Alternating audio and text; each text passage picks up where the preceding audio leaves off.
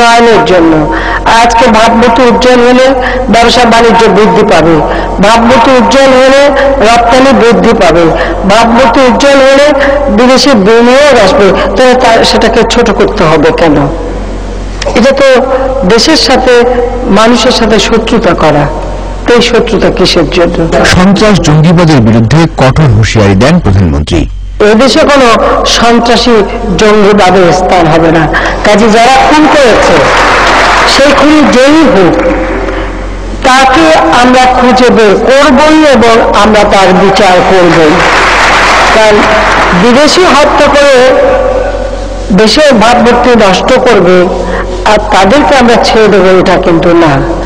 আর সে যেই হোক, আপনি একটা কথা মনে রাখবেন যে অন্যায় যারা করবে, এই জঙ্গিবাদী সন্ত্রাস এদেরকে যারা মদত দেবে এবং এদের সাথে যারা থাকবে বা যারা এই ধরনের কর্মকাণ্ড করবে তাদের বিরুদ্ধে সরকার কঠোর ব্যবস্থা নিচ্ছে এবং নেবে। একটা শান্তিপূর্ণ পরিবেশ আমরা বজায় রাখতে চাই। প্রধানমন্ত্রী বলেন, প্রাকৃতিক দুর্যোগ মোকাবিলা করে টিকে থাকতে হবে, একই সাথে করতে হবে টেকসই উন্নয়ন। বেসরকারি খাতের উন্নয়নে সরকারের পদক্ষেপের কথা জানিয়ে প্রধানমন্ত্রী দেশের উন্নয়নে ব্যবসায়ীদের আরও এগিয়ে আসার আহ্বান জানান। Niladri Shekhar, channel I, Dhaka. রংপুরে জাপানি নাগরিক কুনিও হোশি হত্যাকাণ্ডের 10 দিন পর সোমবার ভোর রাতে গোপনীয়তায় তার মৃতদেহ দাফন করা হয়েছে। কুনিও হত্যা রহস্য উদ্ঘাটনে এবার তার ব্যবসায়িক সহযোগী হুমায়ুন কবির হীরার স্ত্রীকে আটক করেছে পুলিশ। এহসানুল হক সুমনের তোলা ভিডিও চিত্রে মেরিনা লাভলির রিপোর্ট। জাপানি প্রতিনিধি দল ও দূতাবাসের কর্মকর্তারা কুনিও হোশি মুসলিম ধর্মে ধর্মান্তরিত হয়েছেন এমন প্রমাণ পাওয়ার পর থেকেই কুনিওকে রংপুরে দাফনের প্রস্তুতি চলছিল। কঠোর গোপনীয়তায় হঠাৎ করেই কুনিওর দাফন সম্পন্ন করা হয়। সিটি কর্পোরেশনের পক্ষ থেকে কোনো গোপনীয়তা রক্ষা করা হচ্ছে না, আর সরকারের পক্ষ থেকে যদি গোপনীয়তা রক্ষা করা আসে আমি জানি না। প্রশাসন সাংবাদিকদের কাছে কোনো মুখ খুলছে না এবং যে এটা কবর দেওয়া হয়েছে কি হয়নি সেই নিয়েও কিন্তু এখানে প্রশ্ন আছে। তবে জেলা প্রশাসন কোনো অভিযোগই মানতে নারাজ। লাশ জাপানি প্রতিনিধির কাছে হস্তান্তর করা হয়, হস্তান্তরের পর ইসলামিক বিধিনিধি তার জানাজা করা হয়। তারপরে লাশটি কবরস্থ করার নিমিত্তে মুন্সিপাড়া কবরখানায় নিয়ে যাওয়া হয়। কুনিও হত্যার ঘটনায় এবার আটক করা হয়েছে তার ব্যবসায়িক সহযোগী হুমায়ুন কবির হীরার স্ত্রী সুলতানা খাতুন শিল্পীকে।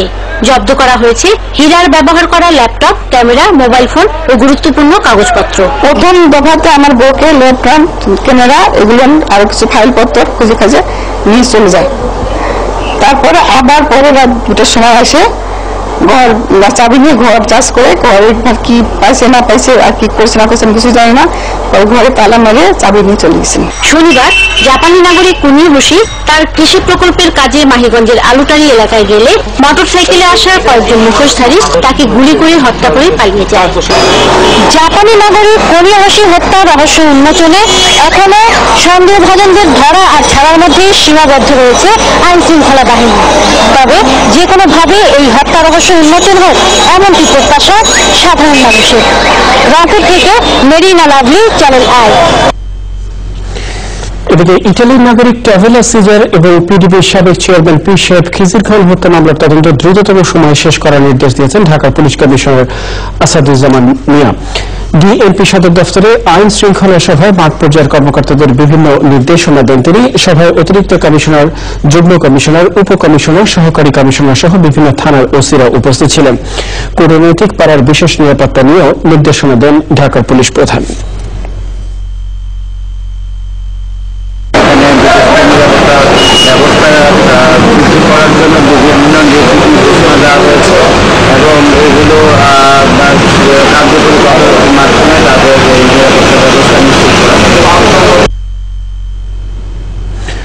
মানবতা বিরোধী অপরাধে ফাঁসির সাজা বহাল রেখে আপিল বিভাগের দেয়া রায় পুনর্বিবেচনার জন্য বুধবার রিভিউ আবেদন করবেন আলী আহসান মোহাম্মদ মুজাহিদ এবং সালাউদ্দিন কাদের চৌধুরী। তাদের আইনজীবীরা বলেছেন, রিভিউ শুনানির মাধ্যমে সাজা মওকুফের আশা করছেন তারা। মুরসালিন বাবলার রিপোর্ট।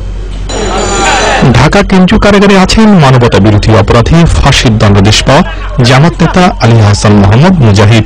মঙ্গলবার বিকেল 3:30টায় অ্যাডভোকেট শিশির মনিরের নেতৃত্বে 5 আইনজীবী তার সঙ্গে দেখা করতে কারাগারে যান। সেখানে মামলার ভবিষ্যৎ কার্যক্রম নিয়ে কথা বলেন তারা। 4:30টায় কারাগার থেকে বেরিয়ে সাংবাদিকদের সঙ্গে কথা বলেন আইনজীবীরা আশা করছেন আদালতের বেঁধে দেওয়ার সময়ের মধ্যে রিভিউ আবেদন দাখিল করার পর আদালতের ছুটি শেষে এই বিষয়ে শুনানি হবে।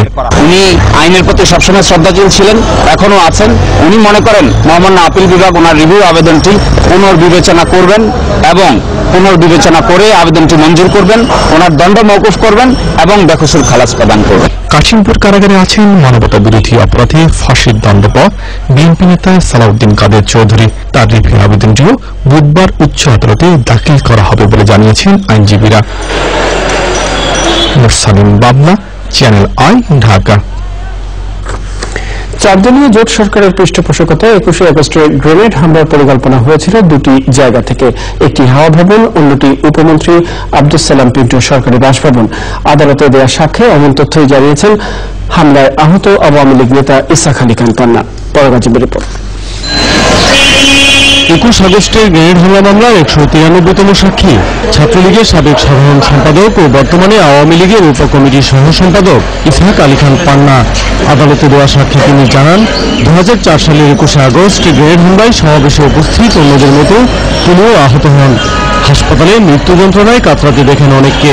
তার সামনে আওয়ামী লীগের নেত্রী প্রয়াত রাষ্ট্রপতি জনাব জিল্লুর রহমানের স্ত্রী আইডি রহমান এই 2 পা উড়ে গেছে, সেটা তিনি দেখেছেন মেডিকেলে, ঢাকা মেডিকেল কলেজ এবং হাসপাতালে। গ্রেনেড হামলার পরিকল্পনাকারীদের সম্পর্কেও আদালতে কথা বলেন পান্না। তৎকালীন রাষ্ট্রীয় পৃষ্ঠপোষকতার কথা বলেছেন। ধানমন্ডিস্থ তৎকালীন 4 দলীয় জোটের প্রতিমন্ত্রী জনাব আব্দুস সালাম পিন্টু সাহেবের সরকারি বাসভবনে বসে জঙ্গিদের সাথে সভা এবং হাওয়া ভবনে তারেক জিয়া সাহেবের নেতৃত্বে কায়কোবাদ সাহেব, হরিশ চৌধুরী সাহেব, মোহাম্মদ হানিফ, মুফতি হান্নান মুন্সি সহ অন্যান্যরা পরিকল্পনা করেছে, ষড়যন্ত্র করেছে গ্রেনেড হামলার। সাক্ষীর পর ইসহাক আলী খান পান্নাকে জেরা করে আসামি পক্ষ। আসামিদের মধ্যে আব্দুস সালাম পিন্টু, আলী হাসান মোহাম্মদ মুজাহিদ, লুৎফুজ্জামান বাবর, মুফতি হান্নান সহ 25 জনকে আদালতে হাজির করা হয়। ফারাগ আরভিন, চ্যানেল আই, ঢাকা। খেলাপি ঋণের কারণে টাঙ্গাইল 4 আসনের উপনির্বাচনে কাদের সিদ্দিকী ও তার স্ত্রী নাসরিন সিদ্দিকী সহ 4 প্রার্থীর মনোনয়নপত্র বাতিল করেছেন রিটার্নিং অফিসার। প্রার্থিতা ফিরে পেতে আইনি লড়াইয়ের ঘোষণা দিয়েছেন কাদের সিদ্দিকী। প্রতিবাদে বুধবার লতিফ সিদ্দিকী দলের হরতাল আহ্বান ও পরে প্রত্যাহার নিয়ে বিভ্রান্তিতে পড়েছে টাঙ্গাইলবাসী। টাঙ্গাইল প্রতিনিধি মুস্তাফিজুদ্দিনের পাঠানো ভিডিও চিত্র ও তথ্য নিয়ে সোমা ইসলামের রিপোর্ট। বেলা 11টায় টাঙ্গাইলের রিটার্নিং অফিসারের কার্যালয়ে শুরু হয় মনোনয়নপত্র যাচাই বাছাই। নির্বাচনী লড়াইয়ে নামতে 10 জন প্রার্থী মনোনয়নপত্র জমা দিয়েছিলেন। বাংলাদেশ ব্যাংকের চিঠির পরিপ্রেক্ষিতে ঋণ খেলাপের অভিযোগে কৃষক শ্রমিক জনতা লীগের প্রার্থী কাদের সিদ্দিকীর মনোনয়নপত্র বাতিল ঘোষণা করেন রিটার্নিং অফিসার। এরপরই একই অভিযোগে কাদের সিদ্দিকীর পত্নী নাসরিন সিদ্দিকীরও মনোনয়নপত্র অবৈধ ঘোষণা করেন রিটার্নিং অফিসার। যেহেতু বাংলাদেশ ব্যাংক এটি বলেছে, অতএব এটি আমার বিবেচনায় নিতেই হয়।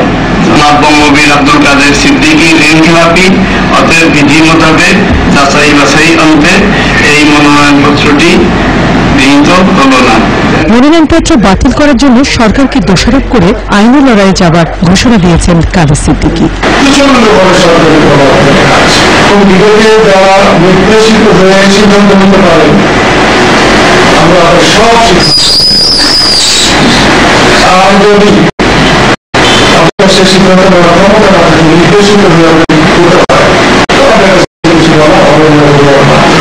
আওয়ামী লীগের প্রার্থী সোহেল হাজারী সহ 4 জন প্রার্থীর মনোনয়নপত্র বৈধ ঘোষণা করেছে রিটার্নিং অফিসার। 2 জন প্রার্থীর মনোনয়নপত্র স্থগিত আছে। কৃষক শ্রমিক জনতা লীগের কোন অস্তিত্ব টাঙ্গাইল আছে বলে আমার মনে হয়। এই কালীহাতির মাঠ আওয়ামী লীগের মাঠ, কালীহাতির মাঠ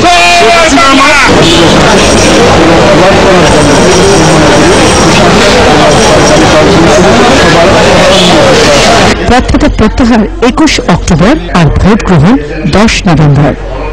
সোমা ইসলাম, চ্যানেল আই। প্রিয় দর্শক, সোমা ইসলামের রিপোর্টের সাথে সাথে সময় হলো স্টার ব্যাংক বিরতি নেবার।